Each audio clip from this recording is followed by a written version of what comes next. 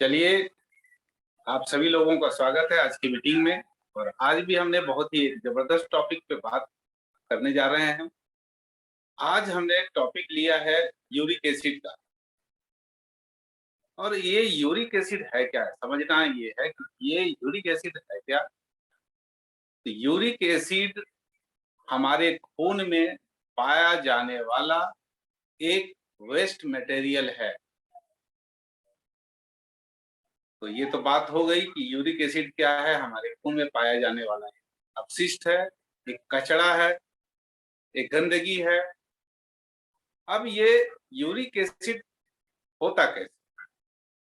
जब हमारे शरीर में प्यूरिन की मात्रा बढ़ जाती है तो यूरिक एसिड का निर्माण होता है। और अब बात आती है कि ये यूरिक एसिड अगर अधिक हो जाए तो क्या होता है।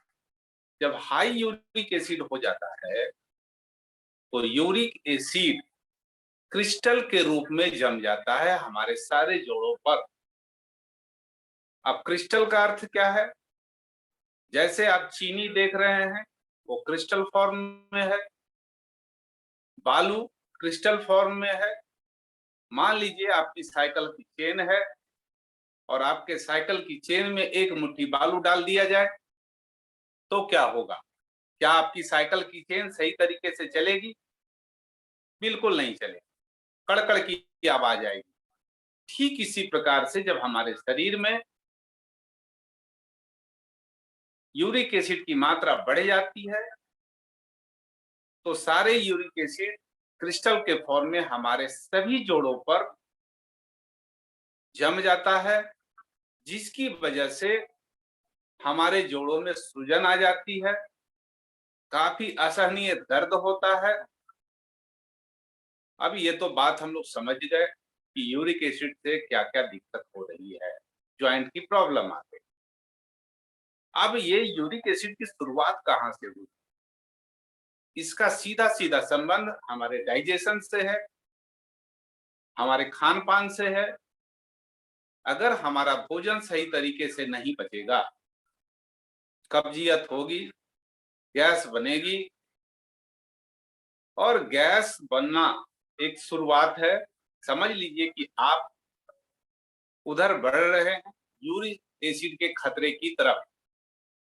और यूरिक एसिड का खतरा केवल जॉइंट के पेन तक सीमित नहीं रहता है, इसका असर हमारे गुर्दे यानी किडनी पर भी होता है, हमारे डायबिटीज को भी बढ़ाने में भी अहम भूमिका है। ये क्या करता है? इंसुलिन के सिक्रीशन को बंद कर देता है। तो टाइप 2 के डायबिटीज के शिकार हम लोग हो जाएंगे और किडनी का प्रॉब्लम होगा, हार्ट का प्रॉब्लम होगा।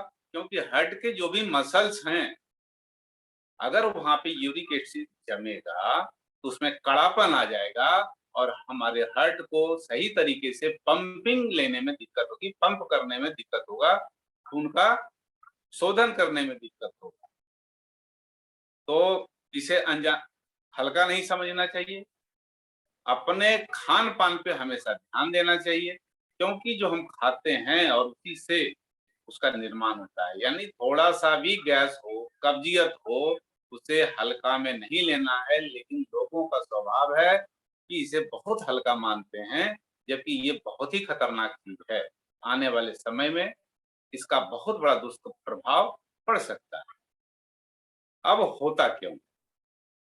जो लोग पानी कम पीते हैं उन्हें ये प्रॉब्लम होती है।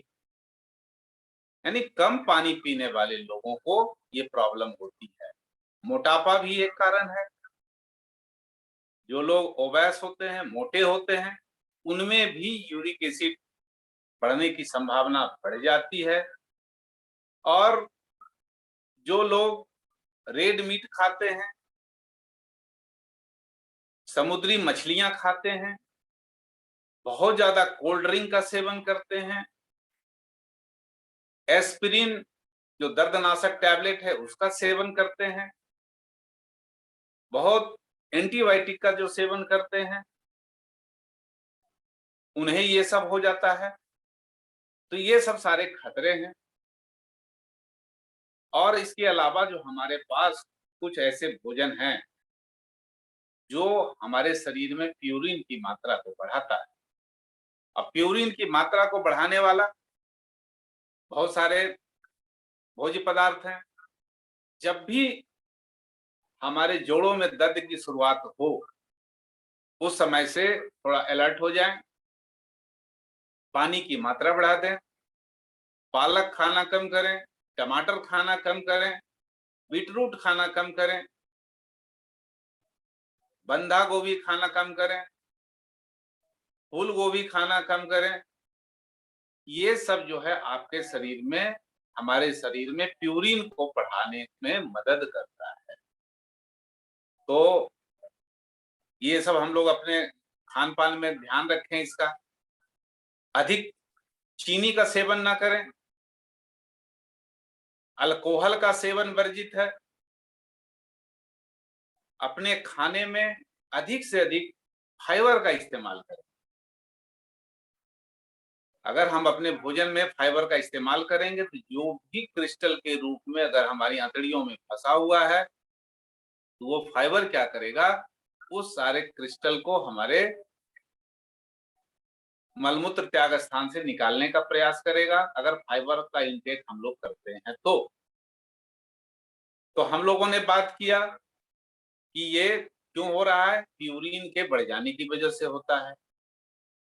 और प्यूरिन कैसे बढ़ता है उस पर भी हमने चर्चा करी कि दवाओं का अत्यधिक सेवन करने से, खान पान में जो परहेज हम लोग नहीं रखते हैं, जो मर्जी आया खा लिया, अपना जीभ के स्वाद के हिसाब से खाना खाते हैं, अलर्ट हो जाना है, थोड़ा सा भी गैस हो, कब्जियत हो, उसे हल्के में नहीं लेना है।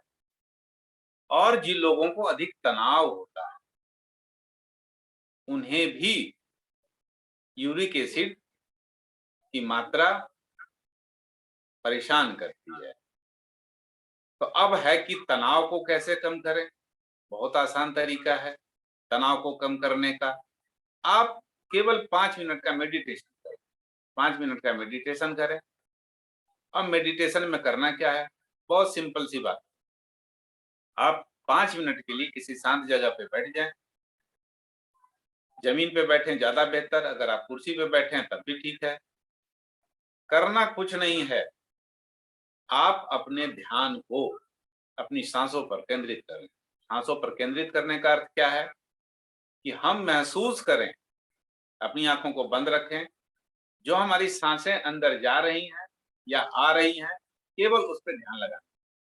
अगर हम अपनी सांसों पर ध्यान लगाते हैं तो हमारा तनाव घटता है। बहुत छोटी सी प्रक्रिया है, अगर हम लोग ये करें तो इसके माध्यम से कर सकते हैं। अब चलिए वो तो तनाव घटा लें, लेकिन अगर हमारे बॉडी में यूरिक एसिड बढ़ गया है तो उसके लिए हम क्या क्या कर सकते हैं, क्या क्या है हमारे पास प्रोडक्ट, क्या क्या देसी नुस्खे हैं, उस पे आइए हम लोग बात करते हैं। तो हमारे पास बहुत सारे प्रोडक्ट हैं। जैसे हमारे पास हनी है, हमारे पास इंटेलेक्टे है, हमारे पास विटामिन सी का टैबलेट है, हमारे पास टर्मरिक का टैबलेट है, हमारे पास ग्रीन टी है, हमारे पास फ्लैक्स ऑयल कैप्सूल है। ये सारे के सारे प्रोडक्ट हमारे यूरिक एसिड को खत्म करने में महत्वपूर्ण भूमिका निभाती है। मान लो यूरिक एसिड कम स्तर का है तो आप ग्रीन टी, अब चाय, जनरल चाय जो लेते हैं उसको छोड़ दें, ग्रीन टी का सेवन करें। ग्रीन टी का सेवन कब करना है, खाना खाने के आधा घंटा के बाद ग्रीन टी का सेवन करें। इससे हमारे यूरिक एसिड की मात्रा हमारे शरीर में घटेगी, डिटॉक्सिफाई होगी। यूरिक एसिड का सबसे बड़ा दुश्मन है जो भी बेरीज के फल होते हैं, जैसे संतरा है, नींबू है। तो आपको पता होगा कि जितने भी बढ़िया बेरीज हैं उसका एक्सट्रैक्ट हमारे इंटेलेक्ट में है। तो इंटेलेक्ट टैबलेट का अगर हम सेवन करते हैं तो उसके माध्यम से हमारे शरीर में यूरिक एसिड की मात्रा घटेगी। इंटेलेक्ट का सेवन हमें सुबह खाली पेट एक बार करना है। टर्मरिक का सेवन हम लोग कर सकते हैं खाना खाने के बाद दोनों टाइम। फ्लैक्स ऑयल कैप्सूल का सेवन हम लोग कर सकते हैं खाना खाने के बाद 3 टाइम। ये सारे प्रोडक्ट उनके लिए है जिनके शरीर में काफी मात्रा में यूरिक एसिड जम चुकी है, उनके लिए। और देसी नुस्खा क्या कर सकते हैं? हमारे पास हनी है, लेकिन हनी अकेला काम नहीं करता। उसके साथ आपको एप्पल साइडर विनेगर मतलब सेव का सिरका का इस्तेमाल करना पड़ेगा। अब क्या करें? 1 चम्मच हनी लें, 1 चम्मच सेव का सिरका लें, उसमें गर्म पानी डालकर दोनों समय खाली पेट सेवन करें। इससे आपका यूरिक एसिड खत्म होगा। ये देसी नुस्खा है। एक और देसी नुस्खा है कि हमारे जॉइंट्स पे जो यूरिक एसिड जम जाता है जिसकी वजह से प्रॉब्लम आने है, तो एप्सम सॉल्ट का इस्तेमाल हम लोग कर सकते हैं। एप्सम सॉल्ट का इस्तेमाल कैसे कर सकते हैं कि आपको क्या करना है, काफी पानी को गर्म करना है, काफी बॉईल करना है, उसमें एप्सम सॉल्ट डाल देना है। एप्सम सॉल्ट डालने के बाद उसमें मोटा तौलिया डाल दें, गर्म पानी को निचोड़ दें और उस तौलिए को जिस जॉइंट पे आपको सूजन है, स्वेलिंग है, दर्द हो रहा है, वहां पे उस मोटे तौलियों को लपेट दें। जब तक पानी गर्म है उसकी सेकाई करें। लेकिन यहाँ ध्यान देने की बात यह है कि एप्सम सॉल्ट की सेकाई लगातार नहीं हो, 1 दिन बाद करना है। मान लो आज आपने दाहिने पैर में किया तो कल बाएं पैर में करो। सिकाई करने के बाद इसे गर्म कंबल में लपेट दें। पैर को गर्म कंबल में लपेट कर रखें 1 घंटा। इससे फायदा ये होगा कि आपका दर्द तुरंत जाता रहेगा। यानी इतना जबरदस्त ये नुस्खा है जिसके माध्यम से आपका जो जॉइंट का स्टिफ हो गया है मूवमेंट होने लगेगा। और हम अधिक से अधिक पानी का सेवन करें, इस पे ध्यान देने की आवश्यकता है। क्यों हम ये बात कर रहे हैं? हमारा शरीर 80-20 के रेशियो में है। 80-20 रेशियो का मतलब है 80% उसमें क्षार है जिसे बेस कहते हैं और 20% हमारे शरीर में एसिड होता है। जब भी हमारे शरीर में एसिड बेस का स्तर गड़बड़ होगा, हमारा शरीर रोगग्रस्त होगा। अगर हम कम पानी का सेवन करेंगे तो हमारे शरीर में डाइजेशन की समस्या होगी, हमारे शरीर में अनेक रोग फैलने लगेंगे, कब्जियत होगी, पाइल्स की भी समस्या हो जाएगी। तो पानी का इंटेक बहुत जरूरी है। एक स्वस्थ आदमी को कम से कम 3 से 3.5 लीटर पानी पीना है। अब ऐसा न करें कि पानी वो एक ही बार में 1 लीटर पी लें, ये भी गलत है। आप पानी जब भी पिएं थोड़ी थोड़ी मात्रा में पिएं और पानी को भी चबाकर पिएं। मतलब 1 घूंट हमने लिया, मुंह में घुमाया और गटके। ये तरीका है पानी पीने का। ऐसा नहीं, हम तो देखते हैं लोगों को 1 लीटर ठंडा पीना है, बस मुंह खोला और कुप्पी में डाल। ये तरीका गलत है। अगर हम पानी भी इस तरीके से पिए तो गलत है। क्यों ऐसा कर रहे हैं? क्योंकि हमारा जो किडनी है 1 घंटे में 800 ml का फिल्ट्रेशन करता है, 800 ml का फिल्ट्रेशन करता है और किडनी लगातार हमारे खून को फिल्टर करता रहता है।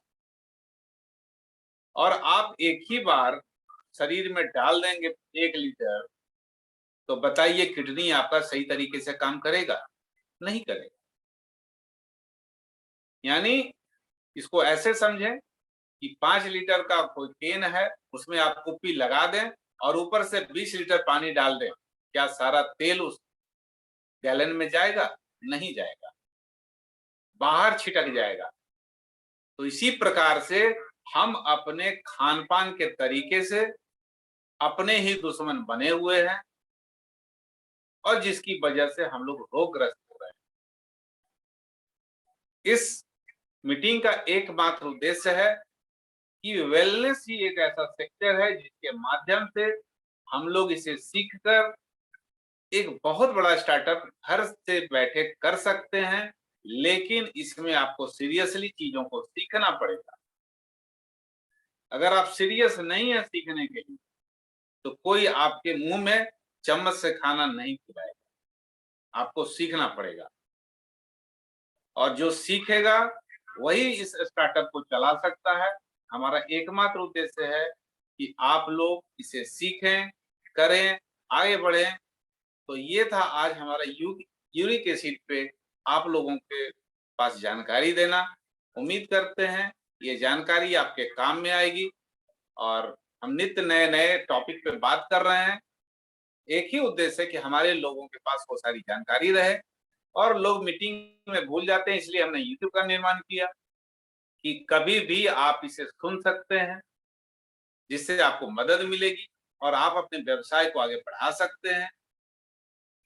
तो आप अगर इससे फायदा आपको मिल रहा है तो इसे अधिक से अधिक लोगों में बांटें, उन्हें भी फायदा दिलाएं, और आप भी आगे बढ़ें। तो उम्मीद करते हैं ये जानकारी आपके काम की जरूर होगी। तो आज के लिए बस इतना ही। तो फिर हम कल मिलेंगे किसी दूसरे टॉपिक पे, और फिर हम लोग बातें करेंगे। तो ठीक है, बहुत बहुत धन्यवाद आपका।